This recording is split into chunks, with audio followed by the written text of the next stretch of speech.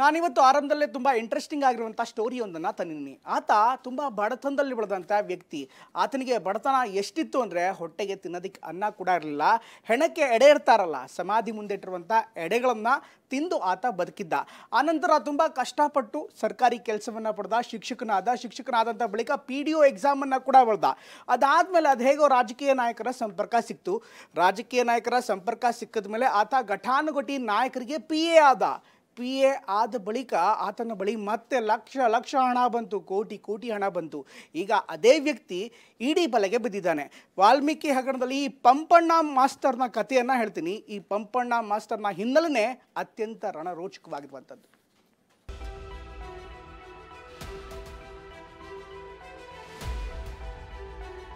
ವಾಲ್ಮೀಕಿ ನಿಗಮದ ಹಗರಣ ಪ್ರಕರಣಕ್ಕೆ ಸಂಬಂಧಪಟ್ಟಂತೆ ಇಡಿ ಅಧಿಕಾರಿಗಳು ದದ್ದಲ್ ಅವರ ಮನೆಯಲ್ಲಿ 24 ಗಂಟೆಗಳಿಂದ ಸತತವಾಗಿ ಶೋಧ ಕಾರ್ಯ ನಡೆಸ್ತಾ ಇರುವಂತದ್ದು. ಮಾಜಿ PA ಪಂಪಣ್ಣ ಅವರ ನಿವಾಸದಲ್ಲಿ ಕಳೆದ 18 ಗಂಟೆಗಳಿಂದ ತಪಾಸಣೆ ನಡೀತಾ ಇದೆ. ವಸಂತನಗರದಲ್ಲಿ ಇರತಕ್ಕಂಥ ವಾಲ್ಮೀಕಿ ನಿಗಮದ ಕಚೇರಿಯಲ್ಲೂ ಕೂಡ ಇಡಿ ಅಧಿಕಾರಿಗಳು ಸತತವಾಗಿ 24 ಗಂಟೆಗಳಿಂದ ಕೂಡ ಕಡತಗಳ ಪರಿಶೀಲನೆಯನ್ನು ಮಾಡ್ತಾ ಇರುವಂತದ್ದು. ನಮ್ಮ ಸಿದ್ದರಾಮಯ್ಯನವರು ಕೂಡ ರಾಜೀನಾಮೆ ಕೊಟ್ಟು ಇದನ್ನೆಲ್ಲ ಎದುರಿಸಿ ಮತ್ತೆ ಬಂದು ಮುಖ್ಯಮಂತ್ರಿ ಆಗಬೇಕು ಅಂತೇಳಿ ಒತ್ತಾಯ ಮಾಡ್ತೀನಪ್ಪ. ಹಾಗಾದ್ರೆ ಬ್ಯಾಂಕ್ ಆಗೋದಿಲ್ಲ, ಅದಕ್ಕೆ ನಿರ್ಮಲಾ ಸೀತಾರಾಮನ್ ರಾಜೀನಾಮೆ ಕೊಡಬೇಕಲ್ಲ, ಪ್ರೈಮ್ ಮಿನಿಸ್ಟರ್ ಕೊಡಬೇಕಲ್ಲ ರಾಜೀನಾಮೆ.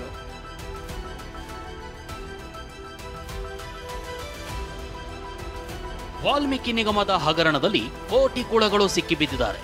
ಇಡಿ ಅಧಿಕಾರಿಗಳು ಇಂಚಿಂಚು ಜಾಲಾಡ್ತಿದ್ದಾರೆ. ಆದ್ರೆ ನಿಜಕ್ಕೂ ಇಲ್ಲೊಂದು ಇಂಟ್ರೆಸ್ಟಿಂಗ್ ವಿಚಾರ ಕೇಳ್ತಿದ್ರೆ ನೀವು ಶಾಕ್ ಆಗೋದು ಮಾತ್ರ ಗ್ಯಾರಂಟಿ ಕಣ್ರಿ. ಹಗರಣದಲ್ಲಿ ಅತಿ ಹೆಚ್ಚಾಗಿ ಕೇಳಿ ಬರ್ತಿರೋ ಹೆಸರೇ ಪಂಪಣ್ಣ.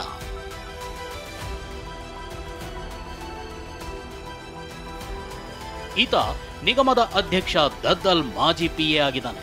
ಪಂಪಣ್ಣ ಮಾಸ್ತರ್ ಕಥೆನೇ ತುಂಬಾ ರೋಚಕವಾಗಿದೆ. ಹುಟ್ಟುತ್ತಲೇ ಕಡು ಬಡತನದಲ್ಲೇ ಹುಟ್ಟಿದ್ರು.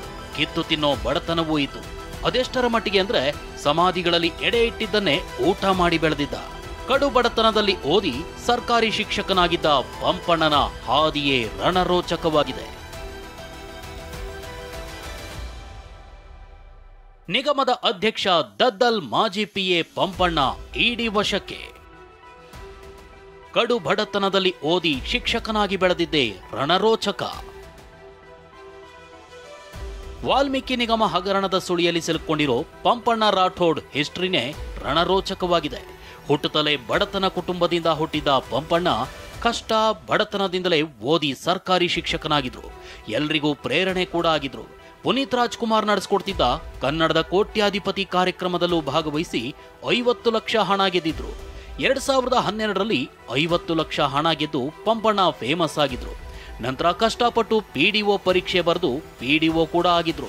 ಬಳಿಕ ರಾಜಕೀಯ ನಾಯಕರ ಲಿಂಕ್ ಮೂಲಕ ರಾಜಕೀಯದತ್ತ ಒಲವು ಶುರುವಾಗಿತ್ತು. ಹೀಗೆ ಅವರಿವರ ಸಂಪರ್ಕದಿಂದಾಗಿ ಮೊದಲು BV ನಾಯಕ್ PA ಆಗಿ ಪಂಪಣ್ಣ ಕೆಲಸ ಮಾಡ್ತಾರೆ.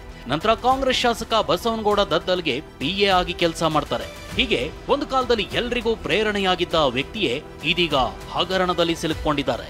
ವಾಲ್ಮೀಕಿ ಹಗರಣದಲ್ಲಿ ಒಂದು ದಿನ ನಾಪತ್ತೆಯಾಗಿದ್ದ ಶಾಸಕ ದದ್ದಲ್ ಮಾಜಿ PA ಪಂಪಣ್ಣರನ್ನ ಇಡಿ ಅಧಿಕಾರಿಗಳು ವಶಕ್ಕೆ ಪಡೆದಿದ್ದಾರೆ. ರಾಯಚೂರಿನಲ್ಲಿರೋ ರಾಯಲ್ ಪೋರ್ಟ್ ಅಪಾರ್ಟ್ಮೆಂಟ್ನಲ್ಲಿ ವಶಕ್ಕೆ ಪಡೆದಿದ್ದು, ಅಪಾರ್ಟ್ಮೆಂಟ್ನಲ್ಲಿ ಕೆಲ ದಾಖಲೆಗಳು ಕೂಡ ಪತ್ತೆಯಾಗಿವೆ. ಇಡಿ ಅಧಿಕಾರಿಗಳು ಹಗರಣದ ಒಂದೊಂದೇ ರಹಸ್ಯ ಕೆದಕ್ತಿದ್ದಾರೆ.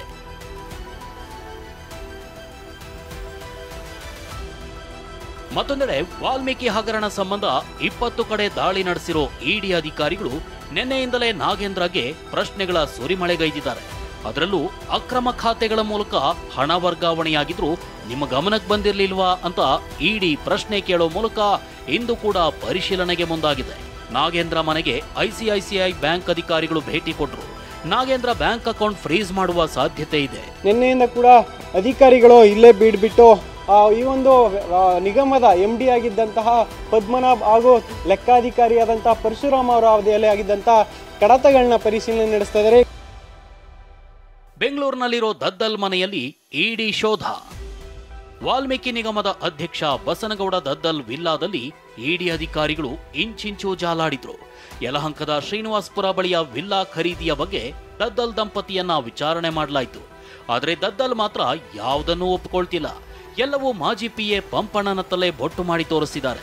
ಇನ್ನು ಪಂಪಣ್ಣ ಪಡೆದುಕೊಂಡಿರೋ 55 ಲಕ್ಷ ಹಣದ ಬಗ್ಗೆ ಪ್ರಶ್ನೆ ಮಾಡಿದ್ರು ಆ ವಿಚಾರ ನನಗೆ ಗೊತ್ತಿಲ್ಲ ಅಂದಿದ್ದಾರೆ. ಮನೆಯಲ್ಲಿ ಶಾಸಕ ಬಸವನಗೌಡ ದದ್ದಾಳ್ ಜಯಂತಿ ಅವರ ಪತ್ನಿ ಸಹ ಇರ್ತಕ್ಕಂಥದ್ದು. ಅವರ ಬಳಿ ಒಂದಷ್ಟು ಪ್ರಶ್ನೆಗಳನ್ನು ಇಟ್ಟು ಈಗಾಗಲೇ ಪರಿಶೀಲನೆಯನ್ನು ಮಾಡಿ ಈಗಾಗಲೇ ಏನು 2020ರಲ್ಲಿ ಈ ಒಂದು ವಿಲ್ಲಾವನ್ನು ಖರೀದಿಸಿದ್ರು. ಇದಕ್ಕೆ ಒಂದಷ್ಟು 90 ಲಕ್ಷದಷ್ಟು ಹಣವನ್ನು ಸಹ ಏನು ಕೊಟ್ಟಿದ್ರು. ಆ ಹಣದ ಮೂಲಗಳು ಎಲ್ಲಿಂದ ಬಂತು, ಜೊತೆಗೆ ಇನ್ನೊಂದಷ್ಟು ಹಣದ ಮೂಲಗಳ ಬಗ್ಗೆ ಮತ್ತು ಬ್ಯಾಂಕ್ ಅಕೌಂಟ್ಗಳ ಬಗ್ಗೆ ಸಹ ಈಗಾಗಲೇ ಪರಿಶೀಲನೆಯನ್ನು ಮಾಡ್ತಿದ್ದಾರೆ. ವಾಲ್ಮೀಕಿ ನಿಗಮ ಹಗರಣ ಸಂಬಂಧ ಸರ್ಕಾರದ ವಿರುದ್ಧ ಬಿಜೆಪಿ ಬೀದಿಗಿಳಿಯಲು ನಿರ್ಧರಿಸಿದೆ. ಜುಲೈ 15ಕ್ಕೆ ವಿಧಾನಸೌಧ ಮುತ್ತಿಗೆಗೆ ಬಿಜೆಪಿ ಕರೆ ನೀಡಿದೆ. ಇದಕ್ಕೆ ಸಿಎಂ ಗರಂ ಆಗಿದ್ದಾರೆ. ಸರ್ಕಾರದ ದಲಿತ ವಿರೋಧಿ ನೀತಿಯನ್ನು ಖಂಡಿಸಿ ಜುಲೈ 15ನೇ ತಾರೀಕು ವಿಧಾನಸೌಧವನ್ನ ಮುತ್ತಿಗೆ ಹಾಕಬೇಕು ಅನ್ನುವಂಥ ನಿರ್ಣಯವನ್ನು ನಾವು ಮಾಡಿದ್ದೇವೆ, ಕರೆಯನ್ನು ಕೊಡ್ತಾ ಇದ್ದೇವೆ.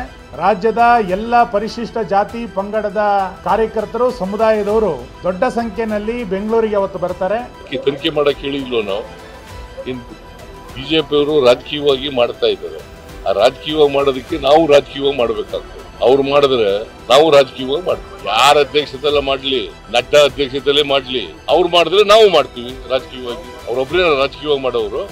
No how to counter it politically. DCM DK Shivakumar ಮಾತನಾಡಿ ಪ್ರಕರಣದಲ್ಲಿ ಇಡಿ ದಾಳಿ ಅವಶ್ಯವಿರಲಿಲ್ಲ ಅಂದ್ರು. ಇಡಿ ದಾಳಿ ಏನು ಅವಶ್ಯಕತೆ ಇರಲಿಲ್ಲ. ಹಾಲೆ ನಮ್ಮ SIT ಅವರೆಲ್ಲ ದಾಳಿಗಳನ್ನು ಮಾಡಿ ಬೇಕಾದಷ್ಟು ಹಣ ಎಲ್ಲ ರಿಕವರಿ ಮಾಡಿದ್ದಾರೆ. ಇಡಿ ಅವರು CBIನವ್ರಿಗೆ ಪ್ರಾವಿಷನ್ ಇದೆ. ಇಷ್ಟು ಕೋಟಿ ರೂಪಾಯಿ ಮೇಲೆ ಏನಾದರೂ ಅವ್ಯವಹಾರ ಆಗಿತ್ತು ಅಂತಂದರೆ ಬಂದು ನೋಡಲಿಕ್ಕೆ ಅವಕಾಶಗಳಿದೆ. ಇಡಿಗೆ ಏನು ಅವಶ್ಯಕತೆ ಏನು ಇರಲಿಲ್ಲ. ಇಡಿಗೆ ಯಾರು ಕಂಪ್ಲೇಂಟು ಕೊಟ್ಟಿರಲಿಲ್ಲ. NR ರಮೇಶ್ ಮೇಲೆಲ್ಲ ತೊಗೊಳಕ್ಕೆಲ್ಲ ಅವಕಾಶ ಇಲ್ಲ. ಅದಕ್ಕೆಲ್ಲ ಸಿಸ್ಟಮ್ ಇದೆ.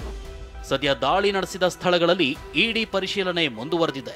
ದಾಳಿ ಮುಗಿಯೋದ್ರೊಳಗೆ ವಾಲ್ಮೀಕಿ ಹಗರಣದ ಇನ್ನೊಂದಿಷ್ಟು ಸತ್ಯಾಂಶ ಹೊರಬೀಳಲಿದ್ದು ಯಾರಿಗೆ ಯಾವ ಆಪತ್ತು ಕಾದಿದೆಯೋ ದೇವರೇ ಬಲ್ಲ. Bureau report, TV9.